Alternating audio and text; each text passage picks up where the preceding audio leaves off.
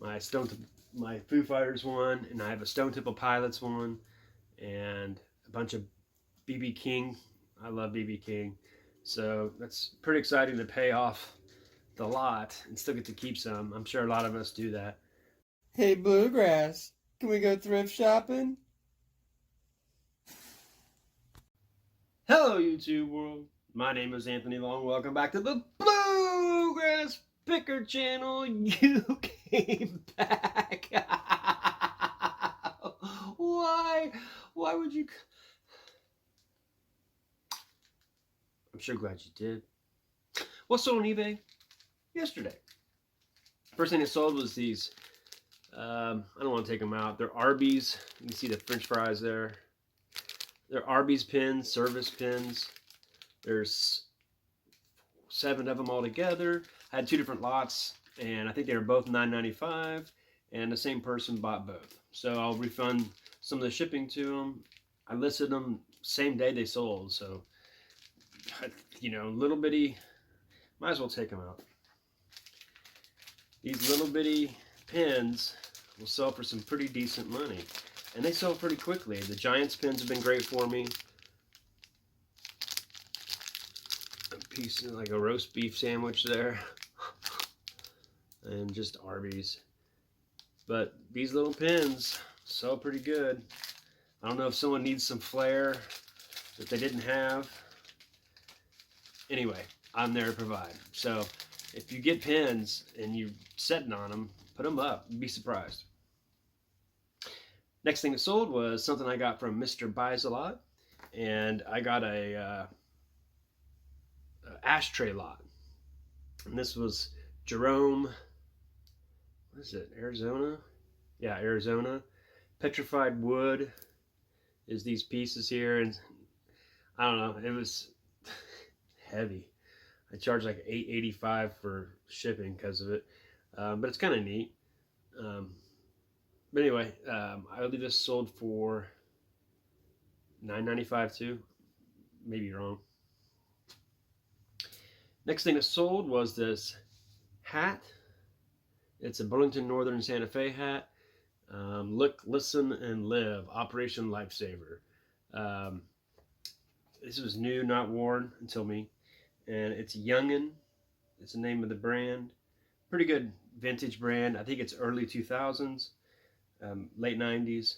But it's a cool hat.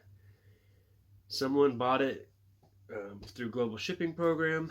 I sold it for $13.71, and they paid like $43 to get it to him. He had a Hispanic name. I'm not sure exactly where it's going, but I've sold a lot of my hats. I'd say 20% of my hats go global shipping out of the country. So, I mean, I've thought about putting it on first class, but since people keep buying and paying that extra for it, I'm just going to leave it. Next thing that sold were 2 media things, Corn issues, and this was an alternate, it's parental advisory, but it was an alternate cover, so this was a little bit unique. I had it for like $16.95 or something, and someone sent me an offer at $12.50, and I took it because $12.50 for a CD, it's hard to beat. This was a David Gilmour. He was the guitarist for Pink Floyd. This is new. It's mainly sealed. There's a little bit of rip in it, but it's a cool thing. It's a DVD and a CD. I'm a huge fan, but this album's not that good. What's it called? Rattle That Lock. I mean, it's okay. Definitely worth just go ahead and selling. I believe I sold this for $7.95. Next thing that sold was Nick Bolton. He played for Mizzou here in Missouri, Columbia, Missouri, University of Missouri, and he was second round pick, and he signed with the Kansas City Chiefs. And this is a numbered 5 of 49, which is a really low number. Obviously it's a cool looking card. Panini Prism. Let's see. It's a sticker auto. If it wouldn't have been a sticker auto, I would have kept it. But and he's had a great season. He's leading. I think he was leading the league in tackles for losses, and so he's played really good for a rookie linebacker. Something we needed, and this sold. It was $49.95. Someone sent me an offer of $35. I just declined it. At that point, I just rather keep it. And then he sent back an offer real quick of $45, and I was like, all right, I'll take $5 off. But good sale. And last thing is, I knew a guy in St. Joe who has a record store inside of an antique mall, and I mean it's a record store. It is pretty awesome. Pretty smart, genius idea, really. I've kind of thought about doing it kind of similar, and I've been building up for that reason. And he has a lot of good records. He doesn't sell on eBay, he just sells there. He has a lot of posters and stuff up that weren't like rare, but they were still neat. And he didn't want to sell any of his posters. It was just for, the ambiance. And I talked to him about posters, and I bought a bunch of rock posters from Mr. Buys a Lot. Some of them, they were just good deals. I didn't really necessarily want to keep them because I got quite a few of them. But the guy that I was talking to about, and I asked him if he wanted to buy some, and he's like, sure. And he sold his business to someone else. And then I asked this next guy if he wanted to, and he said, yeah, sure. He said, actually, that's the reason why I bought the whole store. I'm like, what? And he said that he went into the store and he was asking about how much a poster was, and he had a rule where David was like, no, I don't want to sell any of that stuff. And he goes, well, how much for everything? And he shot him a number, and he took it, and he bought the store. And come to find out, the guy wished he wouldn't have sold it now.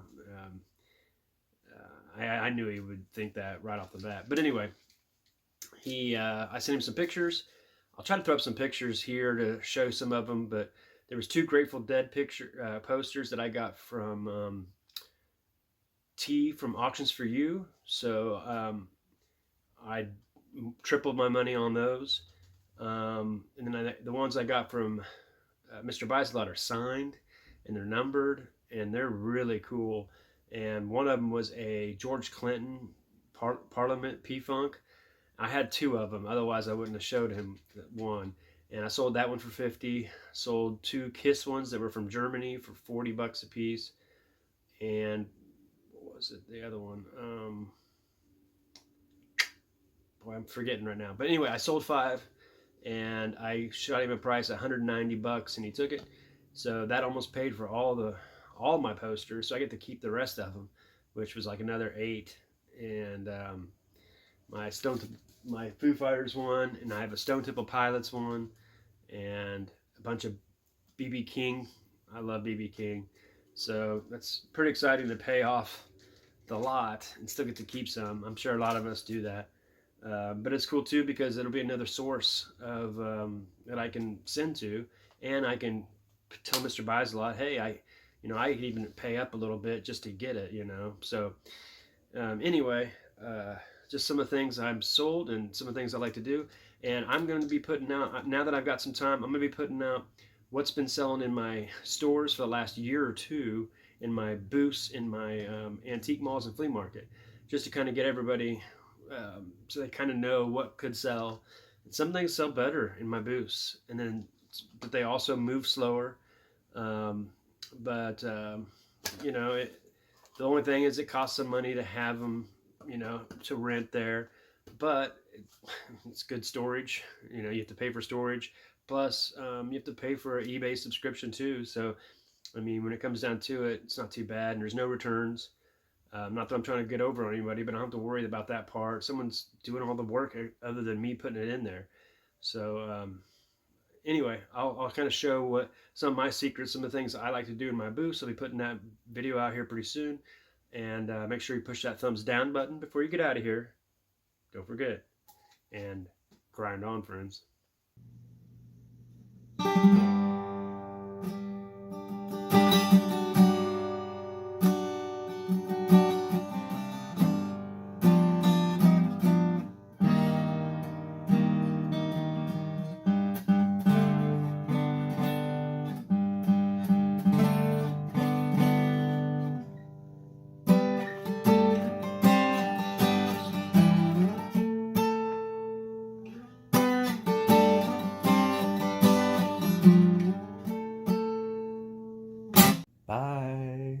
Bluegrass Pickers.